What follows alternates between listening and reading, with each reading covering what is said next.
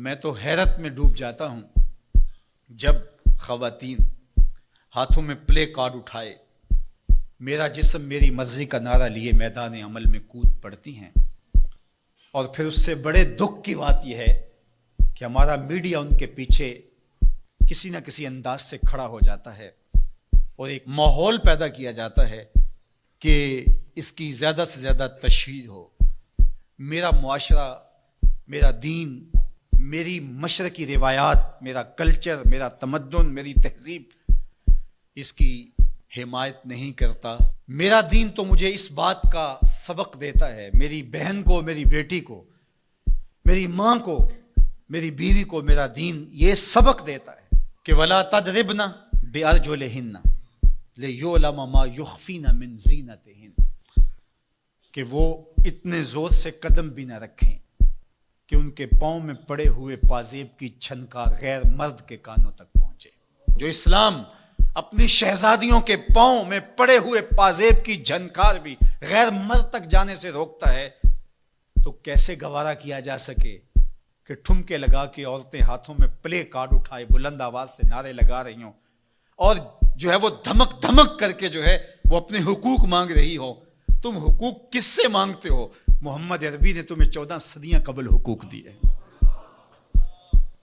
اور اگر تم اسلام کو نہیں مانتی اور اسلام کے ضابطوں سے انحراف کرتی ہو تو تمہیں میں ایک نقشہ ماضی کا دکھانا چاہتا ہوں کہ تمہارے وجود کو بھی گوارا نہیں کیا جاتا تھا، اٹھا کر کے سسکتی بچی کو زندہ درگور کر دیا جاتا تھا۔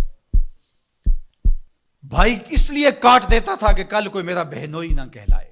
عکاس کے میلے میں بیٹوں کے ہاتھوں مائیں فروخت نہیں ہوئی؟ تذلیل کا اور کیا روپ تھا جو عورت نے نہیں دیکھا تھا؟ یہ تو اسلام کا فیض ہے کہ اسلام نے ماں کا روپ دیا، اسلام نے عورت کو بہن کا روپ دیا، عزتوں کی مسند پہ بٹھایا، بیٹیاں زندہ درگور ہو رہی تھی، میرے حضور نے کہا میری فاطمہ میرے جگر کا ٹکڑا ہے۔ اس کو بتایا کہ تو تکریم کی جگہ پہ ہے، تو عزت کے مقام پہ ہے، اور حضور علیہ السلام سے سیدہ ملنے آتی، حضور اٹھ کے استقبال کرتے۔ عورت کہتی ہے مجھے حق نہیں دیا گیا جتنے حق تجھے دیے گئے۔ مرد کو وراثت میں ایک حق دیا گیا، عورت کو 2 حق دیے گئے۔ وہ باپ کی وراثت میں بھی حق لیتی ہے، شوہر کی وراثت میں بھی حق لیتی ہے، اس کو 2 حق دیے گئے۔ تو یہ تو عزت اسلام کی دی ہوئی ہے، یہ تو وقار اسلام کا دیا ہوا ہے۔ اسلام نے تجھے تکریم کی مسند پہ بٹھایا ہے، اسلام تمہیں عزت کے مقام پہ بٹھایا ہے، تو آوارہ ہو گئی، تو ہاتھ میں پلے کارڈ اٹھائے بازاروں میں گھومنے لگی، آوارگی کو اپنا حق سمجھنے لگی۔ یہ تو نقص تھا، یہ تو جاہلیت کے زمانے کی عورتوں کا مزاج تھا۔ تجھے تو یہ کہا گیا فَلَا تَخْضَعْنَ بِالْقَوْلِ فَيَطْمَعَ الَّذِي فِي قَلْبِهِ مَرَضٌ، کہا کہ جب دروازے پہ دستک ہو یا تو فون اٹھا لے، مجبوری ہو کسی غیر مرد سے تجھے بات کرنا، تو تجھے میرا دین کہتا ہے اپنی آواز میں لوچ نہ پیدا ہونے دینا، آواز کو تھوڑا سا کرخت کر دینا، دل کا کوئی روگی تیری آواز کی نرمی سے کوئی اور معنی نہ نکال لے۔ تو اتنی پاک اور پردے دار ہے کہ تیرے بارے میں خیال بھی پاک رہنے چاہیے۔ تجھے دیکھ کے مرد کو ادب سے نظریں جھکانے کا حکم دیا گیا ہے۔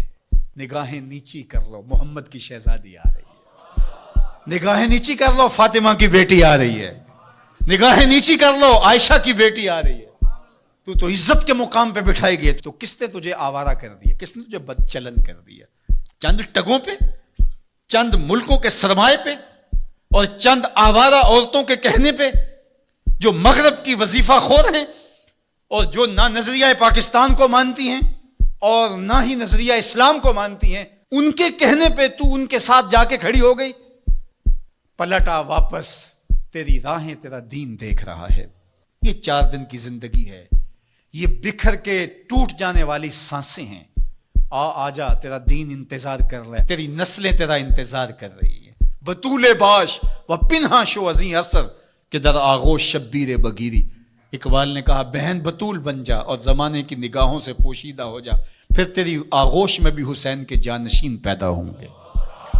تو مغرب کی ٹینو نہیں ہے، تو محمد کی بیٹی ہے، اور تیرا پردہ تیرے لیے بوجھ نہیں ہے، تیرے پردے کی ایک سلوٹ تیری آبرو کا پیرا ہے، تیرا برقع تیری عظمتوں کا نشان ہے۔ جب تو برقعے میں سمٹ کر، جب تو شرعی پردے کے ساتھ ڈھیلا لباس پہن کے گھر سے کسی کام سے مجبوراً نکلتی ہے تو فرشتے بھی ادب سے سر جھکا لیتے ہیں.